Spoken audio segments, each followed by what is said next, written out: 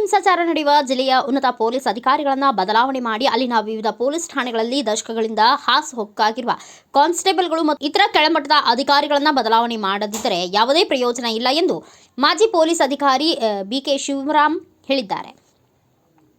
ಯಾವ ಬೆಲೆ ತೆತ್ತಾದರೂ ಕೋಮು ಹಿಂಸೆ ತಡೆಯೋಣ ಘೋಷಣೆಯೊಂದಿಗೆ ಬೆಂಗಳೂರಿನ ಆಶೀರ್ವಾದ ಸಭಾಂಗಣದಲ್ಲಿ ಬುಧವಾರ ನಡೆದ ಸಾಹಿತಿಗಳು, ಚಿಂತಕರು, ಹೋರಾಟಗಾರರು ಹಾಗೂ ವಿವಿಧ ಸಮಾನ ಮನಸ್ಥಿತಿ ಸಂಘಟನೆಗಳ ಪ್ರಮುಖ ಸಭೆಯಲ್ಲಿ ಅವರು ತಮ್ಮ ಅಭಿಪ್ರಾಯವನ್ನು ಮಂಡಿಸಿದರು. ಪೊಲೀಸ್ ಕಾನ್ಸ್ಟೇಬಲ್ಗಳು ಹಾಗೂ ತಳಮಟ್ಟದ ಪೊಲೀಸ್ ಅಧಿಕಾರಿಗಳು ಪೊಲೀಸ್ ಇಲಾಖೆ ಅಧಿಕಾರ ಸ್ತಂಭದಂತ ಆಗಿದ್ದಾರೆ. ಕೋಮು ಹಿಂಸಾಚಾರ ತಡೆಯುವ ಶಕ್ತಿ ಅವರಿಗೆ ಇದೆ. ಹಿಂಸಾಚಾರದ ಕಿಚ್ಚು ಎಬ್ಬಿಸುವ ಶಕ್ತಿಯೂ ಅವರಲ್ಲಿ ಇರುತ್ತದೆ. ಪೊಲೀಸ್ ಠಾಣೆಗಳಲ್ಲಿ ಕೆಲವು ಪೊಲೀಸರು 10-20 ವರ್ಷಗಳಿಂದ ಬೀಡು ಬಿಟ್ಟಿದ್ದಾರೆ. ವರ್ಗಾವಣೆ ಎಂದರೆ ಏನು ಎಂದೇ ಕೆಲವರಿಗೆ ಗೊತ್ತಿರುವುದಿಲ್ಲ. ಕೋಮು ಹಿಂಸಾಚಾರ ತಡೆಗೆ ಒಂದೇ ಠಾಣೆಗಳಲ್ಲಿ 16 ವರ್ಷಗಳಿಂದ ಬೀಡು ಬಿಟ್ಟಿರುವ ಪೊಲೀಸರನ್ನ ವರ್ಗಾವಣೆ ಮಾಡುವುದು ಅಗತ್ಯವಾಗಿದೆ. ಇದನ್ನು ಕರಾವಳಿ ಜಿಲ್ಲೆಯಲ್ಲಿ ಸರ್ಕಾರ ಕೂಡಲೇ ಮಾಡಬೇಕು ಎಂದು ಅವರು ಹೇಳಿದರು.